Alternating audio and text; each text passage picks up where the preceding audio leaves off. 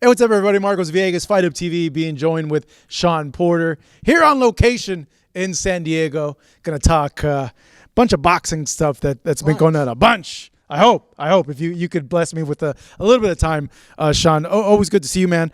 Just off the top of my head, just because it happened and it was a big surprise to a lot of people. Devin Haney and Brian Norman Jr. Wow, first off, I don't think we were expecting Devin to hurt Norman the way he did. But your impressions now of Devin at 47, do you need to see more, or does it completely change the narrative of him that's out there with the whole PTSD and he's not the same fighter anymore? There's a yeah. No, I was thinking of something else. Yeah. I saw all I need to see. Yeah, the kid looked great at 147 pounds. He comes to the center of the ring. I'm like, wow, like look at this body, look filled out. He looked really good. And then, the power that he showed in that second round, speed makes power. And I think that that's a lost art of the sport. Everybody thinks that the muscle makes the power. It's all about the speed. It's also about the precision. And those are two things that Devin has always had. On top of that, I always like to shout out the Welterweight podcast because we previewed the fight, we being me and Sean Zattel, and we said that if Devin knocked him down, it would be in the first couple of rounds. That is an Achilles heel of Brian Norman Jr. Not a knock on Devin, but it's also that's part of your opponent's nature as well. But he fought very well. I think he just came in the ring and he flipped the switch. It was a switch that hadn't been flipped on. In that fight with Jose Ramirez, which is why myself, probably a lot of us were like, I just don't know, But I think he showed a new version of himself, a better version of himself, and hopefully he's even closer to being the older, not the older, but the Devin Haney that we saw prior to those knockdowns against Ryan Garcia. Yeah, when you look at that performance and then you see, obviously it's a big ask for Ryan to beat Barrios because that's a competitive fight. We don't know. Yeah, we don't know what's going to happen there. But if he does get past Mario, like based on what you saw against Devin, like would you favor him? I'm going to favor Devin in the rematch. Again, I said when that fight ended, and this is before PD and all this other kind of stuff, I said in the rematch, Devin's going to beat him. I know what I was looking at. He made a mistake. He went in that ring. His opponent said, meet me in the center of the ring, and every single round you did what your opponent needed you to do opposed to what you should have been doing. And, I've had some fights like that in my time, so I knew what I was looking at. If this fight never happens, I still would think that Devin would win the rematch against Ryan Garcia. This fight, him looking the way he looked at against Brian Norman Jr., makes that point even stronger. I just think that the other side of that is Ryan did not look good against Rolly Romero. Didn't look good at all. If Ryan leaves his offense at the gym, if he leaves his offense in the locker room, Mario Barrios is going to step to him and it's going to be a long night for Ryan. The other side of that is Ryan's got to be fast because Mario and his team, they're going to be prepared. They're going to be prepared for that left hook. They're going to be prepared for a lot of the offense that's coming right at him. And Ryan just has to be on point. If Ryan's on point, he probably will win that fight by knockout. If he wins that fight, it should be by knockout. But you think even if Ryan's on point, Devin's going to win, right? No, I was talking about Barrios. Yeah, okay. Yeah. I'm sorry. Did I lose you? No, I thought that's what you were referencing. Yeah, but okay. I get it on that. But even at some point, if Ryan's on point, he should win. Yeah. But that's still going to be a long night because Mario's going to be prepared. It's a part of it, y'all. Like pay attention. A lot of people out there were saying that Brian Norman Jr. was going to end Devin Haney's career. I'm like, that ain't happening. I didn't think the fight was going to go the way that it went exactly, but I knew that was a possibility the way that it went. I thought that Brian was going to have some answers. Brian had no answers. And the corner had no answers. And that's not a good sign moving forward. Hopefully they learn from that moment right there and they get better instantly or they just move on. I had that same situation with Kell Brook. I just had no answers. My dad was giving me answers. I just weren't implementing those answers. But I learned right after that fight what I needed to do. I became better.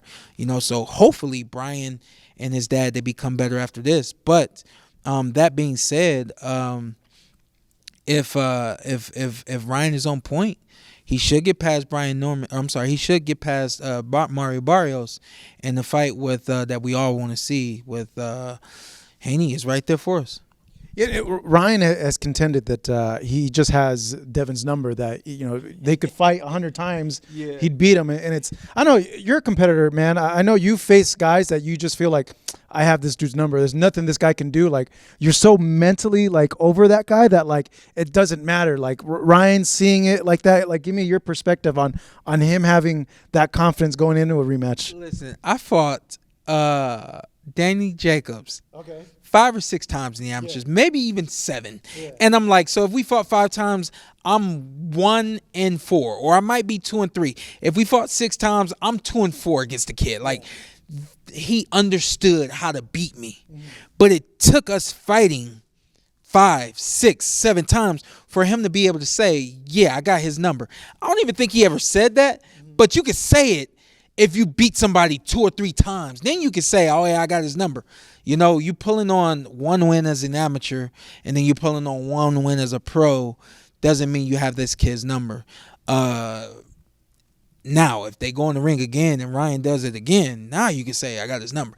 But I had people after the fight saying, well, Ryan just got his number. I'm like, they fought 1 time. You can't say he has his number because the other guy has now the ability to make adjustments. If this guy doesn't make adjustments, this guy comes to the ring the same, and that fight goes the same, or that guy still is just a step behind, then you can say Ryan Garcia has Devin Haney's number. I don't think that's the case. I don't know. Yeah, it's a good point. I think, because even in the amateurs, he landed, the best punch that he has is hook. Mm-hmm. And you look at the fight, he did knock him down multiple times early on. In the amateurs, right? No, they fought 3 times, and I think Devin won the last one. Okay. Yeah, so yeah. 2-1 is Devin. Devin is up 2-1. Devin is up 1, yeah. Okay. Yeah. Okay. And then the pros, so it's kind of like even. Yeah. Hey, man, listen, this is what boxing is about. Now, I was telling telling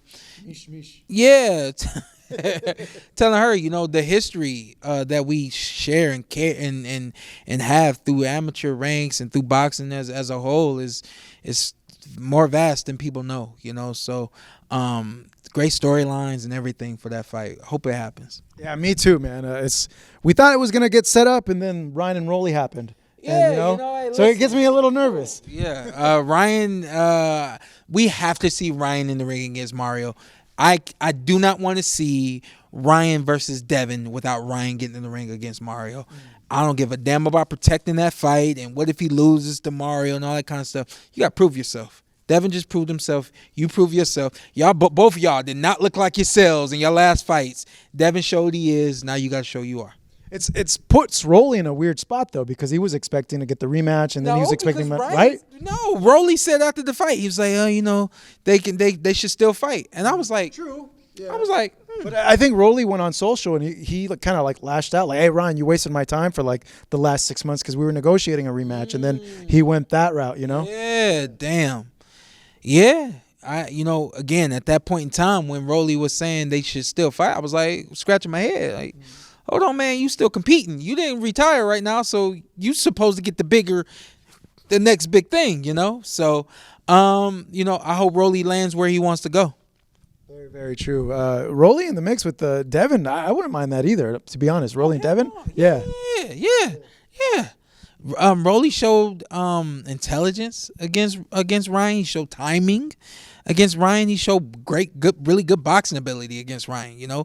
The fight he had with Pitbull Cruz, he moved too much and he couldn't find the mark. And he's had a number of fights where he just couldn't find the mark. Again, granted, he had a Ryan Garcia that wasn't throwing any offense at him, but at the same time, Rolly did fight very, very good against Ryan. So I think 147's it's getting hot again.